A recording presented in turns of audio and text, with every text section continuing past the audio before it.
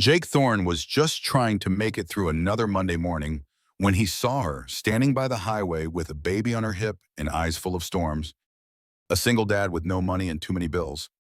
Jake didn't stop for strangers, but something about her, the way she clutched that child like the world had turned its back on them, made him pull over. What he didn't know was she wasn't just another lost soul. She was Evelyn Whitmore, heir to one of the most powerful fortunes in the country. And the moment he gave her a ride, he unknowingly drove headfirst into a story that would rewrite the lives of everyone involved. If stories of fate, hidden identities, and love found in the unlikeliest places speak to your soul, you're not going to want to miss this one. Buckle up.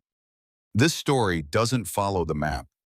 The Colorado morning was still wrapped in fog when Jake Thorne pulled his old Dodge Ram onto Route 27. The heater rattled against the mountain show, doing its best to push warmth into the cab as his daughter Lily hummed softly beside him, her feet swinging just above the floorboard. Jake's hands, rough from years of warehouse work, gripped the steering wheel as the road curved along the pine-slicked ridge. Mondays meant hauling pallets at Carson Supply and praying the brakes held on the drive back down. He wasn't thinking about much, just the cost of gas, the ache in his lower back, and how long he could stretch canned chili before payday. Then he saw her, a figure standing just off the shoulder, one arm raised, the other wrapped tightly around something swaddled in a light gray blanket. The baby, even through the fog, Jake caught a glimpse of her face, too pale, too still, eyes locked forward like she hadn't slept in days. Her jeans were soaked at the hems, her hair tangled by the wind, and the bag slung over her shoulder looked heavy enough to snap her in half. Jake passed her at first. It wasn't his business, probably someone else's story. But Lily turned in her seat. "Daddy," she said, her voice soft but certain. "That baby's cold." Jake's foot eased off the gas. His jaw clenched. Maybe it was the way the woman stood. Not begging, just waiting. Like hope was something she didn't deserve, but couldn't quite let go of. He glanced in the mirror, then sighed.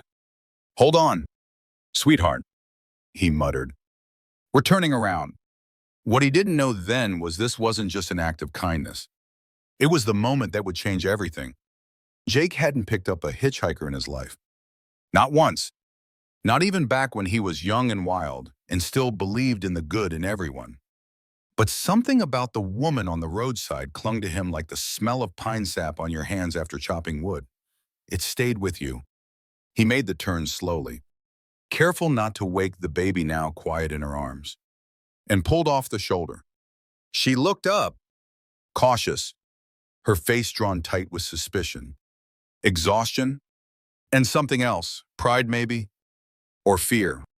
"You need a ride?" he asked through the open window, keeping his voice even, not too friendly, not too distant. She hesitated, clutching the child a little closer. "Where are you headed?" Jake gave a half smile. "Only as far as Carson, but that's better than here, I reckon." She looked back down the empty stretch of highway behind her, then nodded once. "Bob, your horse on me, months." "Okay, just for a bit." She climbed into the passenger seat like someone expecting the ground to shift beneath them any second, settling the baby carefully on her lap, one hand shielding his tiny face from the cold air. Jake glanced back at Lily in the rearview. She was watching them both with that curious, unfiltered gaze only kids had. "Hi," Lily said softly. "I'm 6. The woman cracked the smallest smile. "That's a good age." They drove in silence for the first few miles, the tires humming steady over the cracked pavement. The kind of silence that wasn't empty, but full of questions neither party knew how to ask. Jake studied her out of the corner of his eye. She was young, mid-20s maybe. Her boots were worn, but high-end, the kind you bought once for too much money and wore for years. Her coat was wool, tailored, definitely not Walmart. Even her silence seemed practiced, like she'd been raised around people who measured every word before letting it out. Not the kind of woman who should be hitchhiking with a baby in the middle of nowhere. "Name's Jake," He finally offered. This is Lily. She'll talk your ear off if you let her. The woman nodded. Evelyn, she said. This is Jonah. She didn't say the baby was her son, but Jake didn't ask. He could tell by the way she held him, the way she pressed her lips to his head without even thinking. The heater coughed again and Jake tapped the dashboard like that would help. Truck's got some miles on it, he said, mostly to fill the space. Evelyn didn't respond. She was staring out the window, eyes tracking the line of pine trees passing by like she was counting them. You got family nearby? Jake asked. Quieter this time. She blinked, then shook her head. No, just needed to get out of Denver.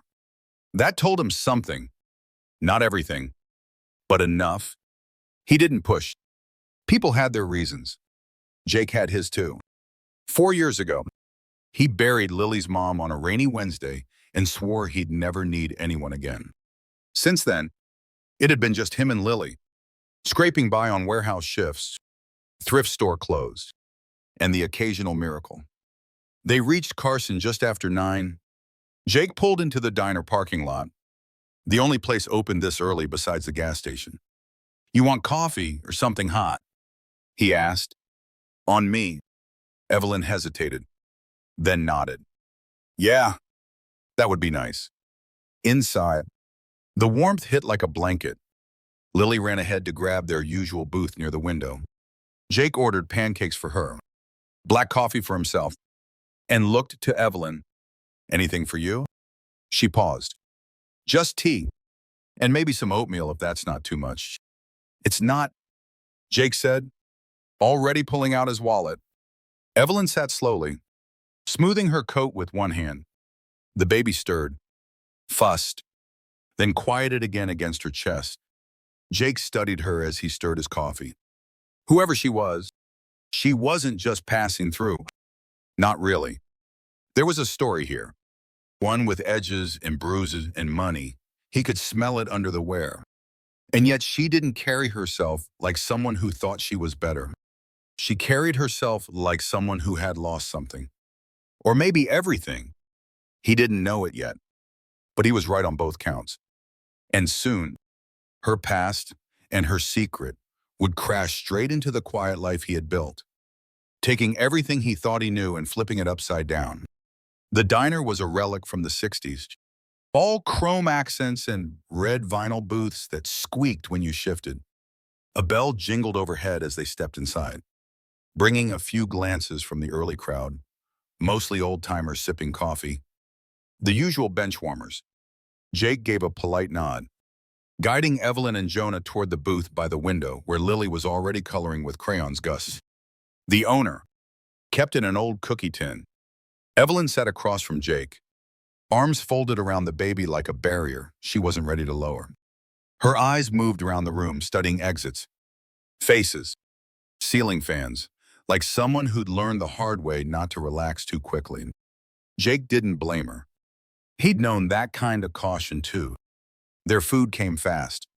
Jake thanked the waitress, then watched Evelyn blow gently over a spoonful of oatmeal before bringing it to her lips. She chewed slowly, carefully, like she wasn't used to warm meals anymore. Across the table, Jonah finally stirred. Big round eyes blinked open, scanning the room before settling on Lily, who grinned and gave him a little wave. He's cute, she said. Does he laugh yet? Evelyn smiled faintly. A real one this time, soft around the edges.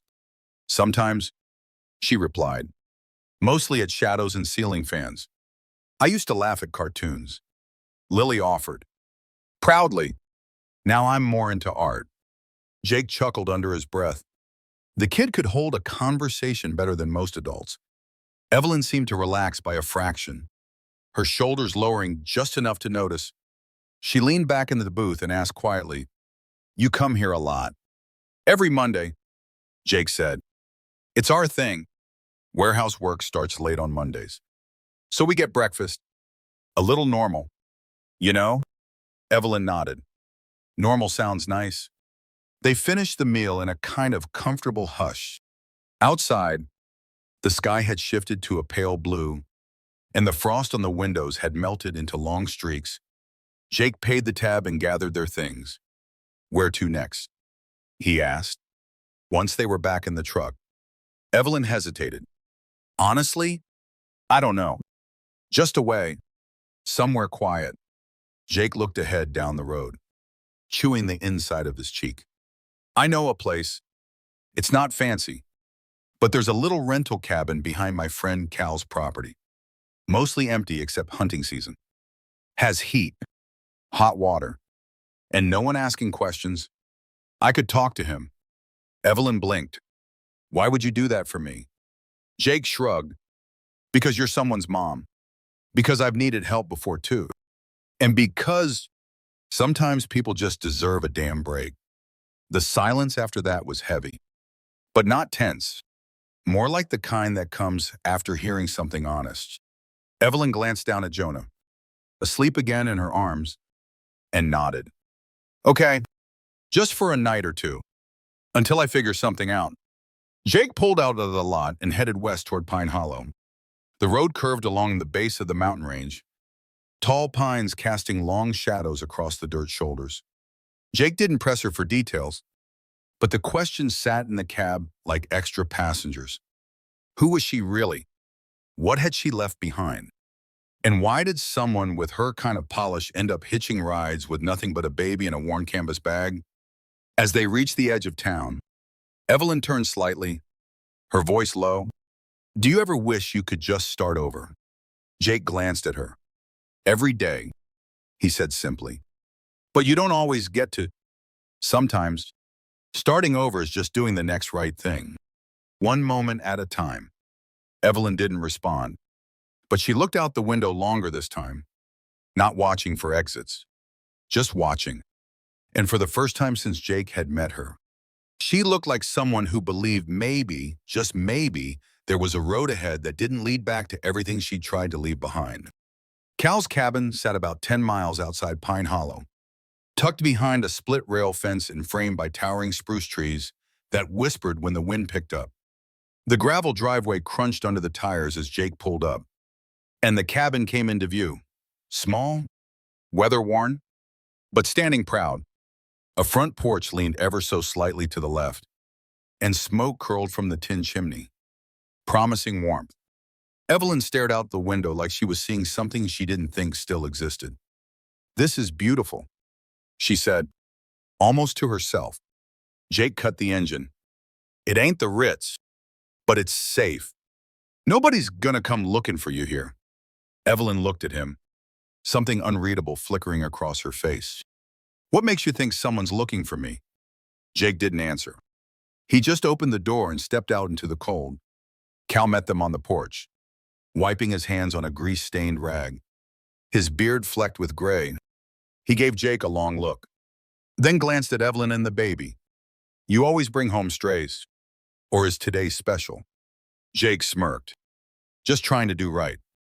"Cal, think the place out back's got enough life left for a guest." Cal studied Evelyn for a moment, her guarded stance, the baby's quiet breath against her shoulder. Then he nodded. "Keys are in the lockbox. Let her stay as long as she needs. Rent can wait." Evelyn opened her mouth to speak, maybe to say thank you, maybe to argue, but Jake shook his head gently. "You don't have to explain anything. Just rest. That's all." Inside, the cabin was sparse but clean. One room, a working heater, a small kitchenette, and a bed that didn't creak too much. Evelyn stood in the center, looking around like she didn't quite believe she was allowed to be here. She sat down slowly, still holding Jonah, and for the first time, her hands trembled. Jake watched her from the doorway. "You okay?" She nodded, but her eyes said otherwise. "I haven't slept indoors in 3 nights." She whispered. "I thought I could do this on my own. I thought if I just kept moving, I'd figure it out." Jake stepped inside and knelt beside the bed. "You don't have to figure it all out today. You got a roof now. And people who don't need to know your last name to care if you're okay." Later, while Evelyn slept, Jake drove back into town with Lily to pick up a few essentials: diapers, formula, a spare blanket. He didn't ask where the money would come from. He just knew the baby deserved more than cold milk and broken rest stops. Lily chattered the whole drive, speculating about who Evelyn was. "She talks like the lady from the movies," she said. "Like fancy, but sad." Jake smiled but didn't answer. Truth was, he was wondering the same thing.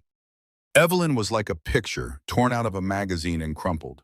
Still beautiful, but out of place, out of time. When they returned, the sky was shifting to dusk and the pines outside the cabin glowed with the fading gold of late afternoon.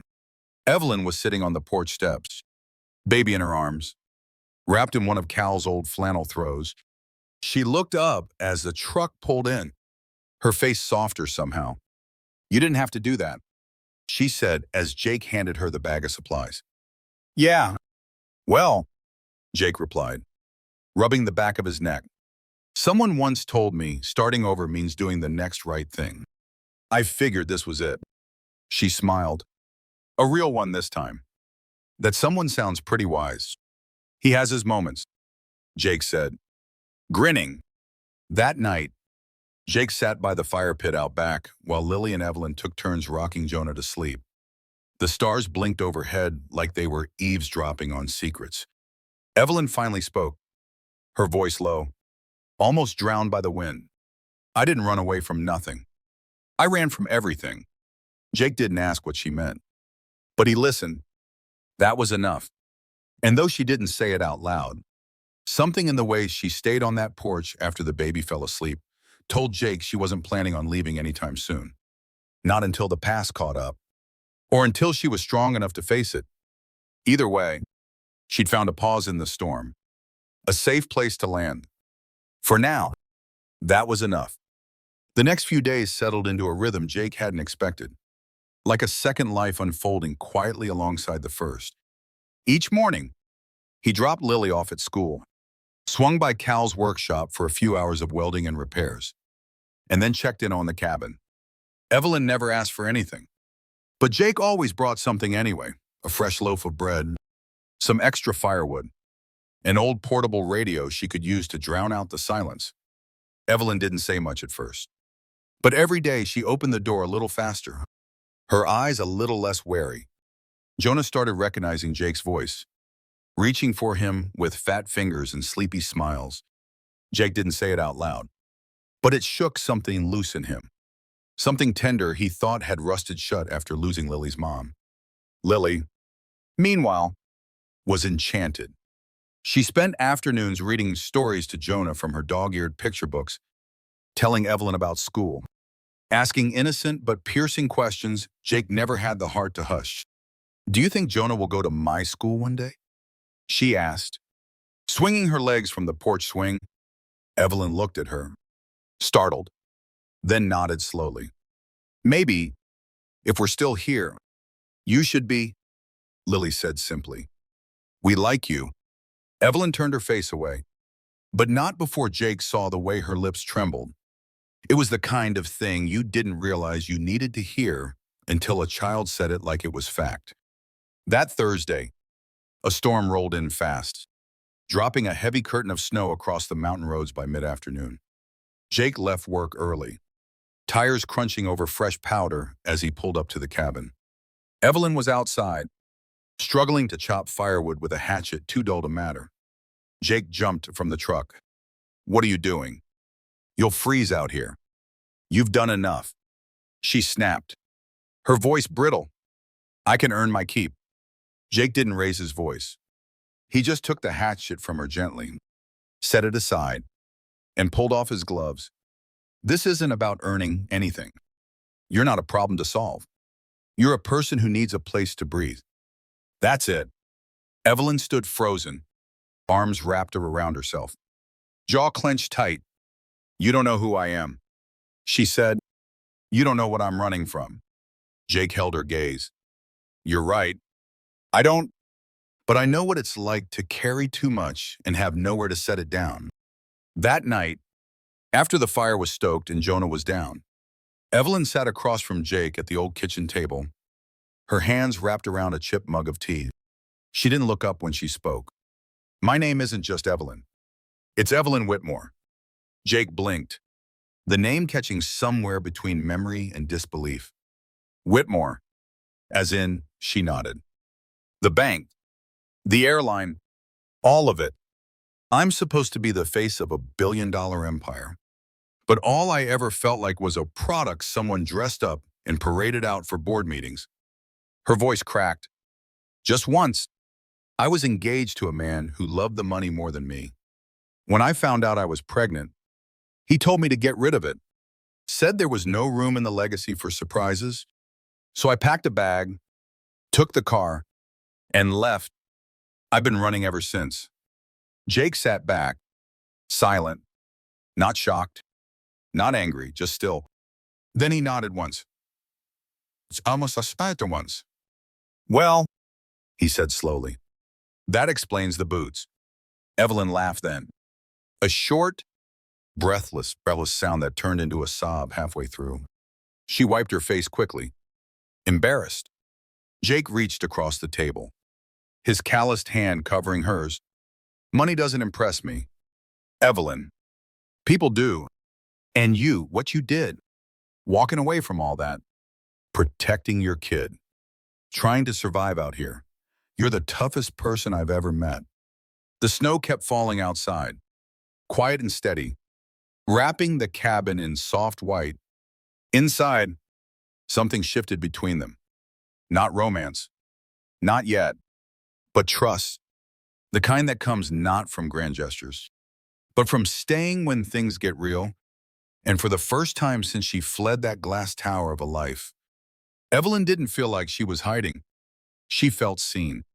And that, more than anything, was the beginning of everything. The next morning brought sunlight so bright it bounced off the snow in blinding streaks across the cabin's windows. The storm had passed, leaving a world wrapped in quiet white, and everything seemed cleaner somehow, like the sky itself had been scrubbed. Jake arrived just after sunrise with a thermos of coffee and a box of cinnamon rolls from Elsie's bakery. Evelyn was already outside, bundled in one of Cal's oversized coats, cradling Jonah in her arms as she rocked gently on the porch swing. Didn't think you'd come by this early, she said, though her voice had none of the edges it used to. Didn't think you'd be up. Jake countered, handing her the coffee. She took it gratefully, her fingers brushing his for a moment too long. It wasn't awkward. It wasn't forced. It just was. Inside, Lily had already claimed the floor with her art supplies, sketching trees and snowmen with bright crayon strokes. Evelyn sat cross-legged beside her, watching her draw, asking questions with genuine curiosity. It was the kind of domestic stillness Jake hadn't felt in years, quiet laughter, baby gurgles, the soft scrape of a crayon over paper. He didn't want to name it too soon, but it felt like the start of something. He caught Evelyn watching him when she thought he wasn't looking. The kind of glance that weighed something heavy, gratitude. Maybe, or fear of hope. Later that day, Jake brought in extra firewood and took a look at the heater in the cabin, which had started to make a noise he didn't like. Evelyn sat nearby on the couch, rocking Jonah, her eyes distant. They're looking for me, she said suddenly. Jake didn't look up. Who? My family. My father. Mostly. Not because he misses me, because he doesn't like unfinished stories. And a runaway daughter with a baby makes headlines. Jake stood up, wiping his hands on a rag. You planning to go back? Evelyn's jaw tightened. Not unless they drag me. Then they won't, Jake said simply. Not through me. Not through this town. That night, a black SUV pulled into the edge of Cal's driveway. It didn't belong. Not with its tinted windows and smooth body. So clean, it looked like it had never seen gravel. Jake was already outside before the door opened. A man in a wool coat stepped out, polished shoes crunching over snow. He was tall, mid-50s, sharp-eyed with a face built for boardrooms. I'm looking for Evelyn Whitmore. He said. You found her friend, Jake replied. She's not here. The man narrowed his eyes. I don't think you understand who I am. I don't care who you are, Jake said, his tone calm but firm. She's not property. You want to find her.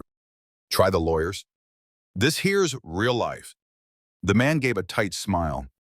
You're making a mistake. No, Jake replied. I'm making a stand. When the SUV pulled away, Evelyn stepped out from behind the curtain, her face pale, hands trembling slightly. That was my father's attorney. She said, he doesn't bluff. Jake looked her in the eyes. Neither do I. That night, the cabin was tense, Jonah fussing more than usual, Evelyn pacing in tight circles as if expecting someone to crash through the door. Jake stayed. He didn't say much, just sat near the fire with Lily curled up in his lap, reading stories until she fell asleep. He didn't ask Evelyn to sit beside him. He just waited until she was ready. And when she finally did, leaning gently against his shoulder, she whispered, You should have let him take me. It's easier. Jake shook his head. Easy isn't always right. And sometimes the hardest things are the ones worth standing for. For the first time, Evelyn let herself cry without apology. No defenses, no armor, just grief and relief and everything in between. Jake held her hand, steady and warm, and promised himself, quietly, without needing to say it, that whatever came next, she wouldn't face it alone. Outside, the snow began to fall again, soft and slow, like the world giving them a second chance, one flake at a time. By the end of the week, Pine Hollow was buzzing. Folks at the diner whispered about the black SUV, about Jake Thorne going toe-to-toe with some big city lawyer, like it was no more than a traffic stop. But Jake didn't care about town gossip. He cared that Evelyn hadn't left, that every day she stayed, she grew a little steadier. Jonah started sleeping through the night. Evelyn laughed more, still quiet, still rare but real. And Jake? He found himself looking forward to things he didn't used to. Evenings on the porch, Lily's stories at dinner, Evelyn's glances when she thought he wasn't watching. Something fragile had taken root between them. It wasn't defined, but it was there. And it was enough. That Saturday, Evelyn walked into the community center with Jonah on her hip and a bag of donated baby clothes over her shoulder. It wasn't a grand gesture, but it mattered. She stood beside Jake while he helped hang drywall with the other volunteers, accepting hammer after hammer from Lily, who had decided she was the project manager. Evelyn didn't say much, but the way she looked around, nodding to neighbors, smiling at old Mrs. Grafton when she offered cocoa, said more than words could. She belonged, maybe not forever, maybe not by name, but in spirit. And for Evelyn Whitmore, who had once been nothing more than a last name in headlines, it was everything. Later that afternoon, while Lily napped in the truck and Jonah dozed against her shoulder, Evelyn turned to Jake as they stood outside the center, watching the snow begin to fall again. I was wrong, she said, about starting over. I thought it meant wiping everything clean. But maybe it just means showing up again. Choosing different. Jake nodded, hands tucked in his jacket pockets. That's all life really is. Just a bunch of chances to choose different. She stepped closer then, eyes on his. I don't know where this ends. Jake, I don't know what comes next. My family, my name, there's a storm behind me. And it might catch up. Jake looked at her, steady and sure. Then we face it. Together. It wasn't a promise made in fireworks or candlelight. It didn't need to be. It was made in the cold, in the quiet, where real things grow. And Evelyn, for the first time in a long time, believed him, because this wasn't just kindness anymore. It was something stronger, something she hadn't dared hope for, something that felt like home. Spring arrived in Pine Hollow like a long-held breath finally released.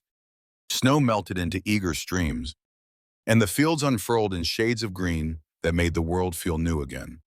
Evelyn stood at the edge of Cal's porch, Jonah perched on her hip, watching as Lily twirled in the driveway, her laughter rising into the soft morning air. Jake stepped beside her, coffee in hand, his flannel sleeves rolled up. And for a moment, the chaos of the past months felt distant, like a storm that had passed without flattening everything in its path. Word eventually came through the grapevine that the Whitmore legal team had dropped their search, quietly, without explanation. Maybe it was Jake's refusal. Maybe it was the stories spinning out from Pine Hollow of a woman who'd found her own way, of a community that had drawn a circle around her. Either way, the storm never came, and Evelyn stayed. She got a job helping Cal manage his books, taught art at Lily's school twice a week, and learned how to live without running. Her name wasn't in the papers anymore, but it was spoken warmly over diner coffee, church suppers, and hardware store counters. Evelyn Whitmore had become Evie. Just Evie. A mother, a neighbor, a woman who showed up. On a quiet Sunday afternoon, Jake sat on the porch steps as Evelyn handed Jonah off to Lily, who cradled him like a doll. Evelyn leaned down beside him, her hand finding his. No words were needed, because in this small town, on this patched-up porch, with crayon drawings taped to the window and muddy boots lined by the door, Jake and Evelyn had already found what most people spend lifetimes chasing, not wealth, not titles, but a kind of love that doesn't need headlines. A home, built not from blood or name, but from every quiet choice to stay. Sometimes, life doesn't change with grand gestures or million-dollar choices. It shifts in the smallest acts of kindness. A ride given, a hand offered, a door opened when someone needed it most. Jake didn't have riches or a roadmap. He just had a heart big enough to stop. And Evelyn? She didn't need rescuing. She just needed a place to remember who she was without the weight of legacy pressing down on her shoulders. Together, they taught us that family isn't always blood. Sometimes, it's built in the quiet, one honest moment at a time. This story reminds us that starting over isn't weakness, it's courage. That love doesn't always announce itself. It shows up quietly, again and again, until it's safe enough to bloom. And that no matter how far we run or how broken we feel, we are never too lost to be found. If this story moved you, if it reminded you of someone you love, or a moment you chose kindness over comfort, don't let it stop here. Share it with someone who needs to hear it today. Follow us for more real stories that speak to the heart, that make you believe again in the power of second chances, and the everyday miracles waiting just around the bend. Because sometimes, all it takes is one moment and one person who chooses to stop. What if one unexpected stop on a snowy highway changed the course of 3 lives forever? Jake Thorne was just a hard-working single dad, trying to make it through another winter in the mountains of Colorado with his daughter Lily and nothing more than a rusted truck, a strong work ethic, and a kind heart. But everything shifted the morning he pulled over for a woman standing alone on the roadside, clutching a baby, eyes full of exhaustion and secrets, and no place to go. He thought he was helping a stranger. He had no idea she was Evelyn Whitmore, the hidden heiress of one of the most powerful families in America, on the run from the very life people only dream of. What followed was more than just shelter in a snowstorm. It was the beginning of something deeper, a connection that defied background, status, and everything Jake thought he knew about the world.